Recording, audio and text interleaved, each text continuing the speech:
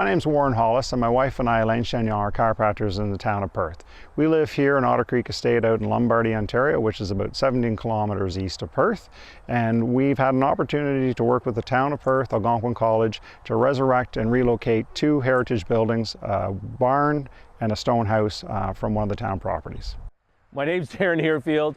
I work with the Algonquin College Applied Research Department. I'm the project manager on this particular project, the Darou project. And this phase of the project is going to be the recording, dismantling, and moving of this stone house. Starting about 10 years ago, David, every day driving into work, I was driving past these two buildings known as the Darou farm. There's basically a barn and a stone cottage there. And watching them every day fall down, I saw an opportunity to bring those buildings out to our property where we are here today in Lombardy and resurrect them as both an event center and a winery. The idea really came from a visit to Nova Scotia a number of years ago where my wife and I were at a winery that was located in a church that the people had actually relocated across the bay. So we did approach the town at that time, asked them if they'd have an interest. They did show some interest, so we also approached Algonquin College, as most people know has both a heritage masonry and a heritage carpentry program, to see if they'd have an interest. They did give us a letter of interest, and we took that back to the town of Perth to see again if we could come up with an agreement to purchase and relocate those buildings.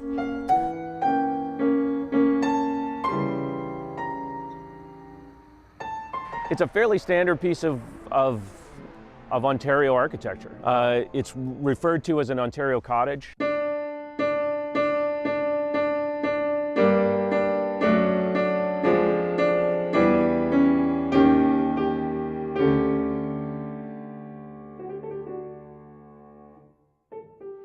It's worth saving because it doesn't have, it no longer has any context here. The property was purchased as a buffer zone for the town dump. The water table is now contaminated. There's no town water that comes out to the site. It's great adaptive reuse, really, is an opportunity for an old building to have a new life.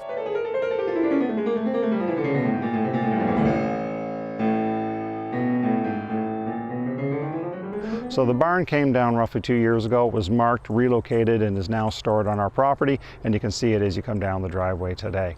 The stone house is actually slated to come down this month, October 2017.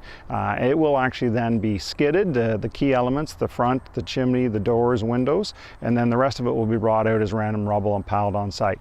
We don't expect to have the stone house actually back up until 2020, 2022.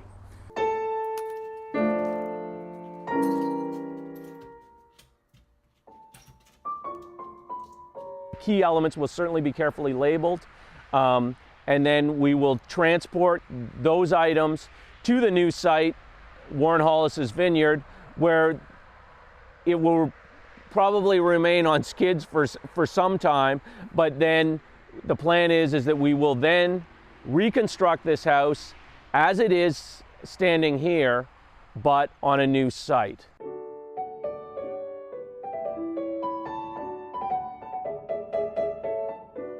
So that house right now is sort of a story and a half stone cottage with again a stone addition on the rear. We will resurrect the house as it is today. However, when you do enter the house, it will be sort of one great room with a bar at the back and mezzanine above. That'll be a tasting area and small event place.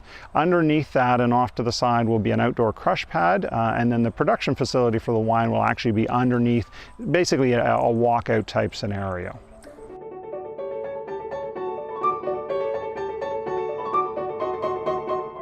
So these two buildings bring an wonderful opportunity for us to expand the property that we have. It brings the heritage nature with it. We could have had a barn built. We could probably have, again, a winery built as well, but those wouldn't have the character that these two buildings bring. So we're bringing that heritage value, that character with them.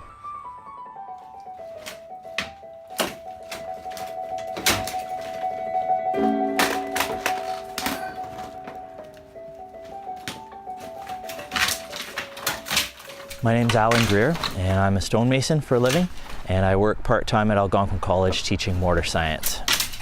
Through the Applied Research Program, I am helping to supervise the teardown and reconstruction of this old stone house.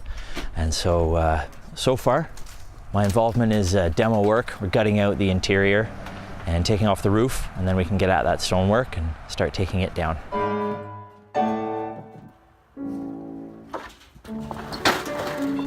We're recording the front facade, which is coursed rubble stone, and we're going to be rebuilding it as is. And then the chimneys and the windowsills and arch stones are all being recorded as well, so that they can go back in same places, same order, same locations. And the rest of it, we're just rebuilding the random rubble stone in whatever pattern suits the stone at hand, and that's how it was done then. That's how we're going to do it next time around too.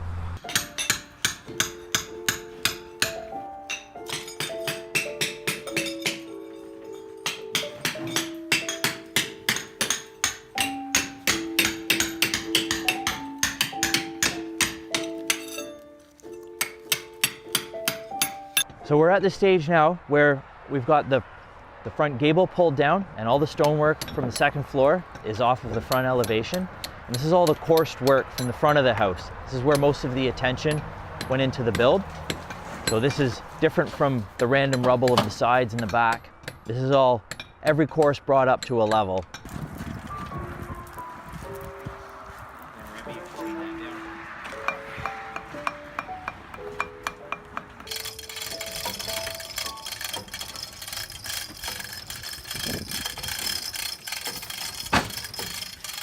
I'm Graham Dollar. I'm one of the stonemasons working on the Darou house for Algonquin College.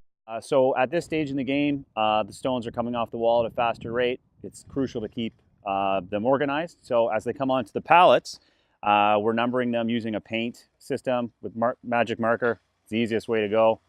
And then we're cataloging what is on which pallet for easy transportation to its new home.